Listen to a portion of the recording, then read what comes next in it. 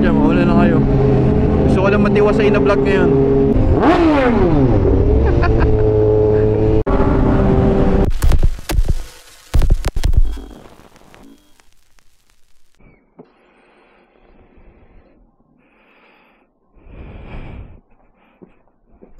Okay ba siya?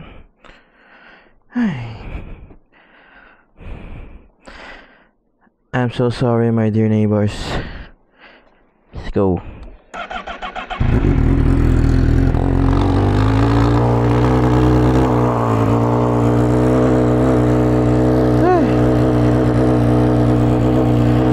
What is up, Rocky Stork here, and again we are back with another video. Yes, we are back. For today's video, ano na, mga past 8. Takbo lang tayo na X-Lex. Wala lang. Namiss nga natin magmotor, diba? Sipag yun. So yun, kasama lang natin si Paul lang naman. Wala naman ako ibang niyaya na. Tignan natin kung saan tayo. Baka sa Mamplaza na lang if ever. Tayin lang natin mag ano, 49 naman eh, 50. Pag nag 60 pwede na yan. Usually 65, 70 ata ang tamang temperature. Pero again, sabi naman nila, 'di ba? Kahit hindi mo na painitin 'yan, okay lang. Sa akin lang kasi, wala, nakasanayan ko na lang din. Tsaka pag hindi ko siya pinainit, sobrang ingay nito eh. Kumbaga mas makakabulahaw ka eh. Alam mo 'yun? Parang mas makakastorbo sa kapitbahay. Tsaka parang di rin talaga ako komportable ng sobrang taas ng minor. Tapos papaandarin ko na siya. Ewan ko, nakasanayan ko na lang. Kahit sa kotse, minsan ganun din ako. Kanya-kanyang trippings. Diba? O tara, samahan nyo akis. Wait lang. Naka-DNS na DR tayo ngayon eh. Activate lang natin. Wala pa akong front cam. Hindi nyo pa makikita. Ayan, nagpa-vibrate siya. Kita nyo ba umiilaw? Ayun o, yung green. Let's go, boy.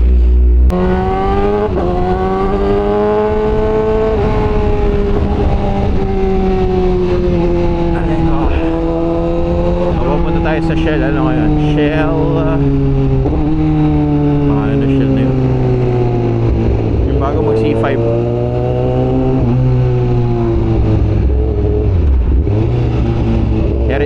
Shell Heritage yun.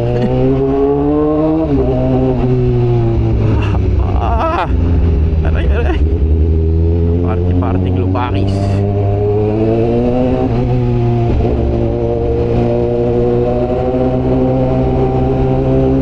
Alam mo, tagal nating medyo matagal tayo hindi nag-vlog. Nahirapan ako magsalita. Nabubulol-bulol ako. Walang practice eh. Na-miss natin dumaan sa C5. Pag dumadaan ako sa C5, na-exercise yung ko eh, yung front shocks natin. Tapos yung utak ko naalog eh. Betlog ko na rin.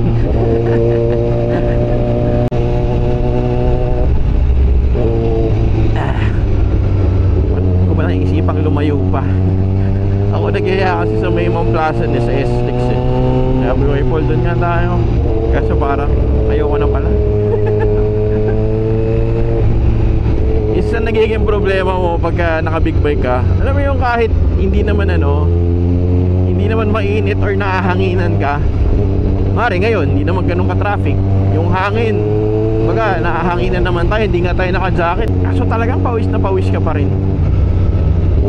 Kumbaga may mararamdaman ka talagang init. Kadalasan talaga sa sports bike. Ito nga partida, jump bike pa to eh. Hindi pa ito yung mga Euro bikes na talagang mas maiinit eh. So dyan papasok talaga yung tiis pogi na sinasabi nila, diba? Ayan talaga eh.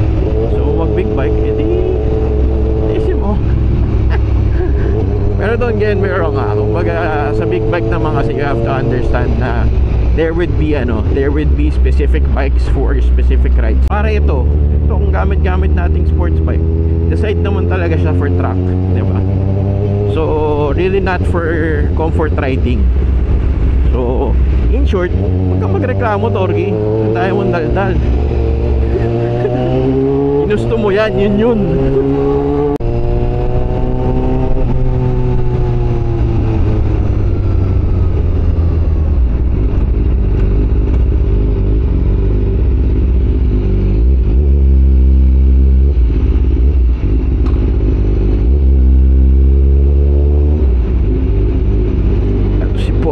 Paul.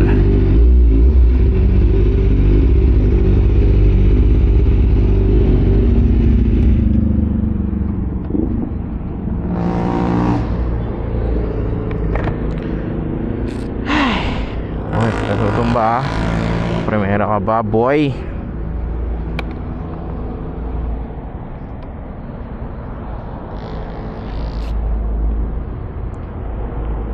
Init.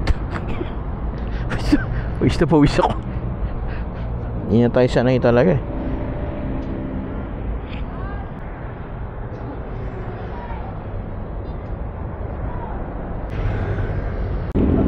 Kala ko dalawa lang kami ni Paul. So may kasama tayo, isang R6 siya, isang 6R. Shell, ano na tayo, Mamplasan, no? Caltex Mamplasan tayo, doon na lang. Ha? Caltex Mamplasan. Tara mga brokies. Rico.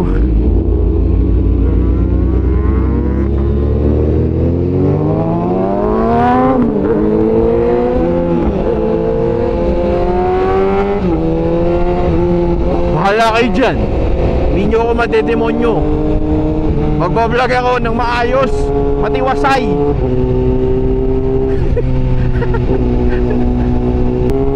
Pas muna tayo sa mga maligalig vlogs. It's been a while.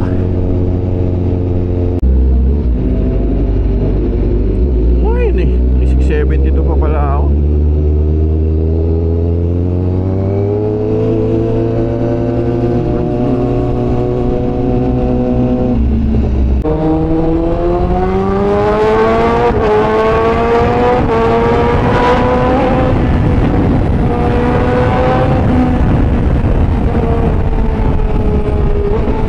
Ayos tong ano, gamit-gamit natin ngayon mga brokies, LS2 na Dragon. Ang galing ha, walang alog-alog ha. Amazing. Partida dual visor to ha. Anis. Lupit. Sabi ko magkakwentuhan pala tayo. Kwentuhan time. Wala kayo dyan, maula na kayo. Gusto ko lang matiwasay na vlog ngayon.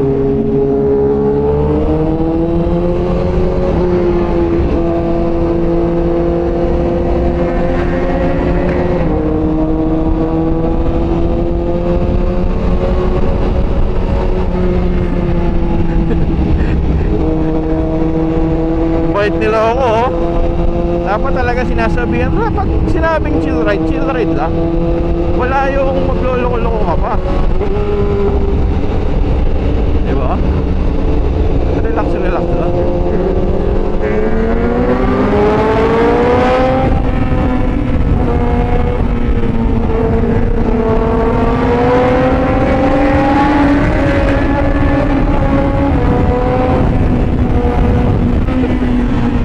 Wala ka na! Hindi mo makapag-vlog, buisit!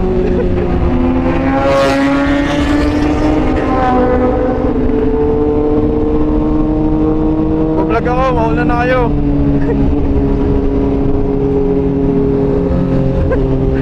Bad trip eh. Mga damunyo. Noong kasagsagan ng bagyo mga brokies, tamang online lang tayo. Tapos may nabasa akong parang topic dun sa Reddit. Hindi ko alam kung naririnig nyo ako, lakasan ko na lang yung boses ko about sa ano, TL nila or supervisor nila. So I'm thinking yung setup dito is more on BPO setup. Kwento-kwento, nirereklamo niya yung ano niya, yung supervisor niya or yung TL niya na puro pagalit, parang wala na daw nakikitang tama na ginagawa niya. Kumbaga puro mali yung napapansin, ganyan. So ako relate ako dyan ano. Definitely there are two sides of the story pagdating dyan. pwedeng may kulang si TL, pwedeng talagang sablay lang si si agent. Nala! Mag-vlog ako! Ulit nyo! So mga mag-vlog, bahala kayo dyan. Ganito kasi yan, sa mga hindi masyado familiar sa setup na BPO, or meron ka subordinate tapos ikaw yung supervisor. Unang-una, sabi nung agent, puro mali na lang daw yung napapansin nung TL niya, puro pagalit, bla bla bla, ganyan.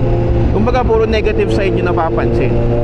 Kasi dyan mga bro, is kung ikaw yung supervisor, syempre hindi naman basta-basta mag-o-open sa'yo yung ahente mo dyan about sa nararamdaman niya, kasi minsan takot, alam mo yun, minsan di ka rin talaga approachable. So you have to understand na minsan ang tao hindi matututo yan kahit sigaw-sigawan mo, paksa ka na naman, may negative survey ka na naman, ang taas na naman ng AHT mo or talk time mo, absent ka na naman, di ba, puro negative. Kumbaga parang nabobombard yung utak niya. As a supervisor or TL, importante is alamin mo ano ba yung nagpo-cause, bakit ba siya baksak, bakit ba mataas yung AHT niya or talk time niya, bakit ba hindi satisfied yung mga customers niya sa survey. Alamin mo yun. It's not all about the numbers kasi. Kunwari ang passing is 80%, lagi siyang negative 50, lagi siyang negative 100, obviously baksak siya. Ang tanong doon, tanongin mo sarili mo, bakit siya baksak? Ano yung behavior na nagtitrigger bakit siya bumabaksak, diba? Hindi yun about numbers lang. Saan siya baksak sa survey, o bakit siya bumabaksak, ano yung nagkakos nun? Pwede bang di niya masyado kinakausap yung customer, masyado siyang robotic yung boses, hindi siya masyado maalam sa system, yung mga ganong aspect. Tapos ang pinaka-critical dyan, yun yung kailangan mo ituro sa kanya, diba? Hindi pwedeng sigaw ka lang na sigaw, boy, kasi kawawa agent dyan. Pag tanda mo, pag ang agent mo bumabaksak, hindi lang yan kasalanan ng agent mo, kasalanan mo din yan, kasi technically ikaw yung nanay or tatay niyan sa floor diba? Na-realize mo ba yung buhay? Kumbaga your goal is to ensure na capable yung agents mong gawin yung trabaho niya. Second is mag-succeed sa current position niya. Ngayon, hindi na natapos yun doon. Na-determine mo na yun kung ano yung behavior nun. Kailangan mo siyang i-address. Turuan mo anong gagawin niya. Kunwari hindi siya maalam sa system, o bago ka mag-solve ng problem, dapat nag-check ka muna ng tools mo or ng resources mo. Ganon. O dapat kada call mo naka-pull out yung system mo para dito mo i-check kung ano yung problema ng customer, diyan mo kukunin yung sagot. O kunwari robotic yung boses niya, di-trip ng customer, o practice kayo ng roleplay, mga ganyan, i-address mo, tuturuan mo siya. Yun yung critical dun, di ba? Kasi hindi pwedeng dadaan mo sa sigaw, matatakot at matatakot lang yan, pero eventually hindi naman masusolve yung problem. Babalik at babalik lang yan. Ngayon ito para sa mga supervisor pa to or yung mga TL natin, ngayon let's say na-address mo na yung issue, tinuruan mo na siya and all, hindi pa natatapos yan dyan. Follow up mo, kailangan mo mag-follow up. Yung minsan ito yung pinaka-critical yung follow up. Kailangan kunwari kunwari nagawa na niya ng tama, satisfied ka na dun sa ginagawa niya, kailangan mo i-validate yan kung nagagawa pa rin niya ng tama after ilang araw or ilang linggo. Babalik at babalikan mo yung behavior niya to ensure na nagagawa niya yun ng tama yung na-discuss nyo. Ngayon, there will be instances na hindi niya nagagawa. Doon mo na i-check, ano ba yan? Will issue ba yan or skill issue pa rin? Diba kasi minsan pag sinabi mong will issue, yan na yung yan, tamad yung agent, hindi nag-check ng resources kasi tamad. O kaya sadyang may skill issue pa rin na technically hindi mo pa talaga na-address or hindi mo masyado na skills transfer na maayos. In short mga brokies, sobrang yan, sobrang hirap. As a supervisor, naramdaman natin yan talaga, masakit sa ulo yan. At hindi ka pwedeng basta sisigaw ng sisigaw na lang, kasi it will not resolve anything. Madedemotivate lang yung tao mo, ending, magre-resign. Tapos, pag nawalan kayo ng tao, kawawa naman yung ano nyo, kumpanya nyo. Kasi, yes, oo, kaya nyo mag-hire, pero cost yan, gastos yan, boy. Kaya as much as possible, mas maganda kung nakikip mo yung mga tao mo. Nandiyan na yan, nakapag-training na yan, in-investan na yan, ginasusan na yan. So i-keep mo, turuan mo. Huwag kung puro sigaw-sigawan lang. Ako, guilty ako dyan, sa totoo lang. Kasi been there, done that many times. You can't expect na yung knowledge mo pareho ng knowledge na ang ahente mo. Hindi ganun yun. Ngayon, kung ikaw naman yung ahente at ganyan yung nararamdaman mo na puro sigaw sa yung TL mo, puro pagalit, hindi mo na alam yung gagawin, na-demotivate ka pa, ano unang-una mong gawin? Ngayon, tanongin mo yung sarili mo, tinuturuan ka ba ng TL mo? Kung hindi mo alam, walang masama dun. Sabihin mo na hindi mo alam ang gagawin, kasi minsan there would be TLs or supervisors na medyo insensitive. Kailangan mo sabihin sa kanila. So, you have to reach out. Huwag ka mahihiya. Bakit? Kasi trabaho mo yung nakasalalay dyan eh. If hindi ka nagpo-perform, definitely, nagulat ako. Definitely, mawawalan ka ng trabaho dyan. Uy, paano yung pamilya mo? Paano yung bills mo? Hindi pwedeng, hayaan ko na lang. Nahihiya ako. Hindi nakakain ng hiya ngayon. Ang susi talaga dyan, mga broki, if you need help, you seek help. Mas maganda ko sa supervisor mo, kasi yan yung tutulong sa'yo, di ba? Hindi kung kani-kanino. Kasi minsan pag ikaw pa yung nag-reach out, alam mo nang hindi ka niya natutulungan, tas nag-reach out ka, minsan matutuwa pa yan.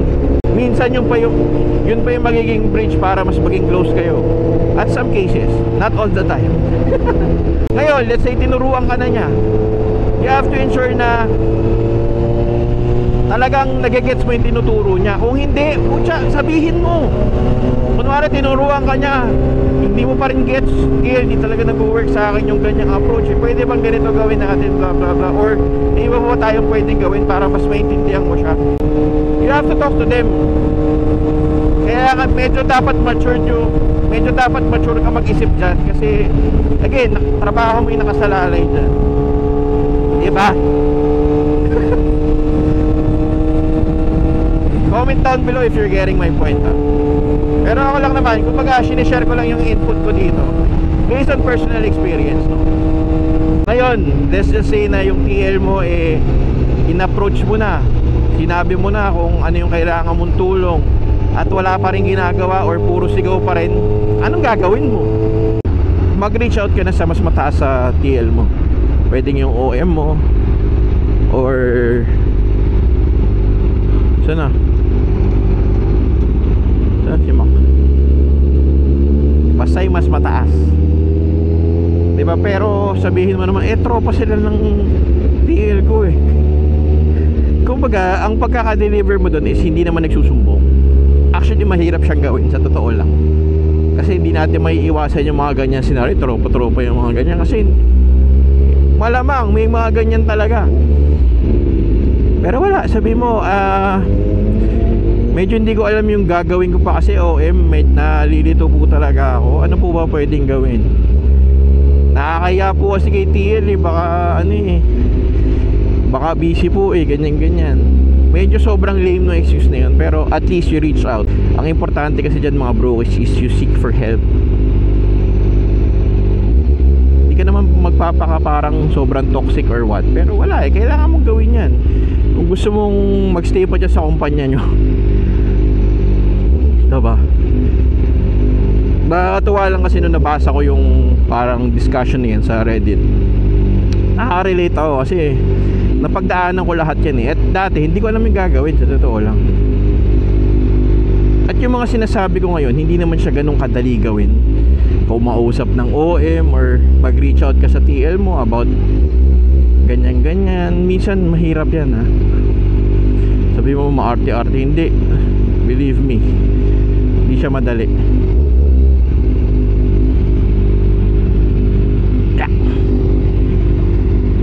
na pala tayo. Di ba? Nakatapos tayo ng isang vlog.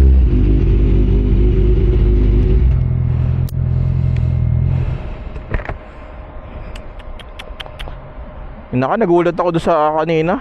Nagbablog ako, nagulat ako yung flyby. Nagulat ako, kita ni Paul.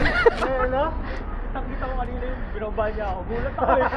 Ito kasi demonyo, ayaw pa mauna. Sabi ko, buwisit to si Mac, ayaw pa mauna. Madidemonyo akong ano eh.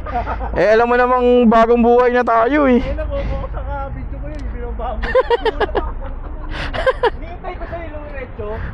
Kala mo, wala na, di na ako nagkaganon, boy. So dito na tayo mga brokies. Yung R6 na to mga brokies, ano yan, timeless ang itsura.